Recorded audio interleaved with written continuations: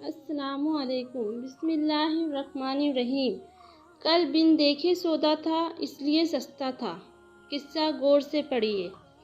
ہارون رشید کے زمانے میں بہلول نامی ایک بزرگ گزرے ہیں۔ وہ مذہب اور صاحب حال تھے۔ ہارون رشید ان کا بڑا احترام کرتا تھا۔ ہارون رشید کی بیوی زبیدہ خاتون بھی ایک نیک اور پارسا عورت تھی۔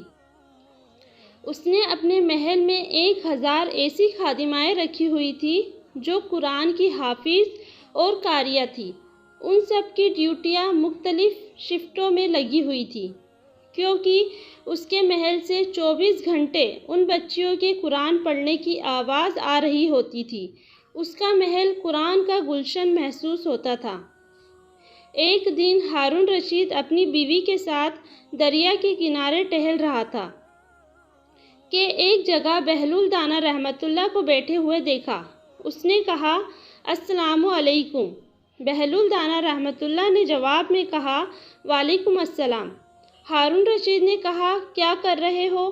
انہوں نے کہا کہ میں ریت کی گھر بنا رہا ہوں۔ پوچھا، کس کے لیے بنا رہے ہو؟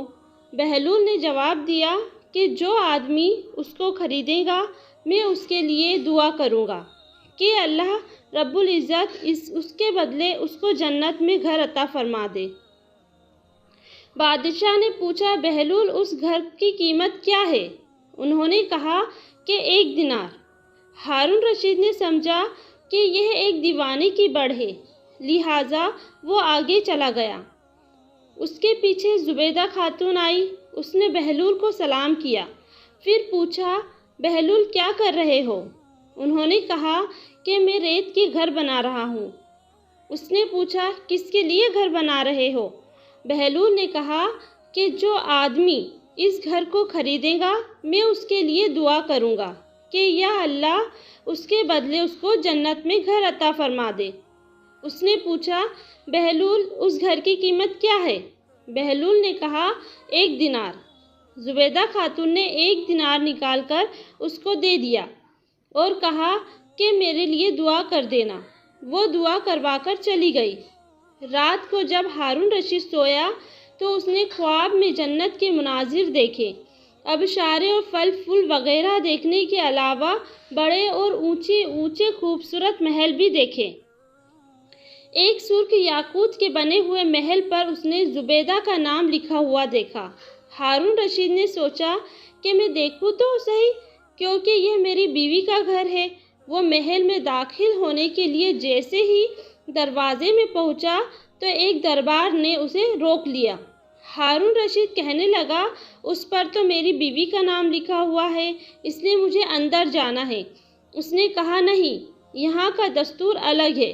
جس کا نام ہوتا ہے اسی کو اندر جانے کی اجازت ہوتی ہے، کسی اور کو اجازت نہیں ہوتی، لہٰذا آپ کو داخل ہونے کی اجازت نہیں ہے۔ جب دربان نے ہارون رشید کو پیچھے ہٹایا تو اس کی آنکھ کھل گئی۔ اسے بیدار ہونے پر فوراً خیال آیا کہ مجھے تو لگتا ہے کہ بہلول کی دعا زبیدہ کے حق میں اللہ رب العزت کے یہاں قبول ہو گئی۔ پھر اسے اپنے آپ پر افسوس ہوا کہ میں بھی اپنے لیے ایک گھر خرید لیتا تو کتنا اچھا ہوتا۔ وہ ساری رات اسی افسوس میں کروٹیں بدلتا رہا۔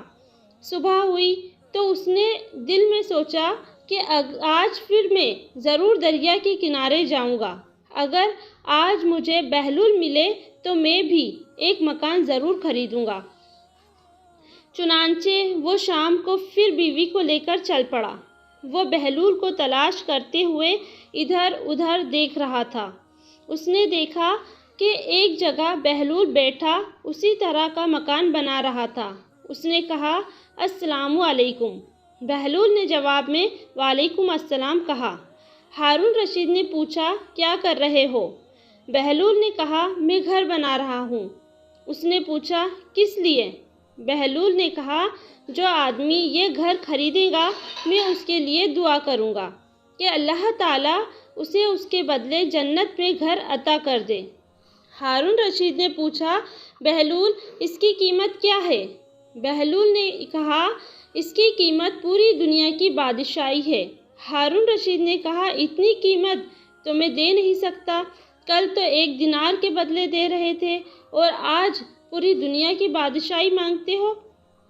بہلول نے کہا بادشاہ سلامت، کل بن دیکھے معاملہ تھا اور آج دیکھا ہوا معاملہ ہے۔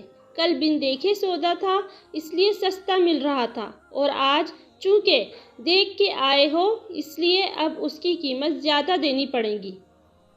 ہماری مثال ایسی ہی ہے کہ آج ہم نے اللہ تعالیٰ اور اس کے رسول صلی اللہ علیہ وسلم کو بن دیکھے مانا تھا، اس لیے جنت بڑی سستی ہے، لیکن جب موت کے وقت آخرت کی نشانی دیکھ لیں گے تو اس کے بعد اس کی قیمت ادا نہیں کر سکیں گے۔ ارشاد باری تعالیٰ ہے، روز محشر مجرم یہ تمنا کرے گا کہ کاش میں اپنی سزا کے بدلے میں اپنا بیٹا دے دیتا، بیوی دے دیتا، اپنا بھائی دے دیتا، وہ خاندان والے دے دیتا جو اسے ٹھکانہ نہ دیتے، حتیٰ کہ جو کچھ دنیا میں ہے وہ سب دے دیتا اور میں جہنم سے بچ جاتا۔ فرمایا ہرگز نہیں، ہرگز نہیں۔ ایسے ہی واقعات سننے کے لیے چینل کو سبسکرائب کریں، لائک کریں اور شیئر کریں۔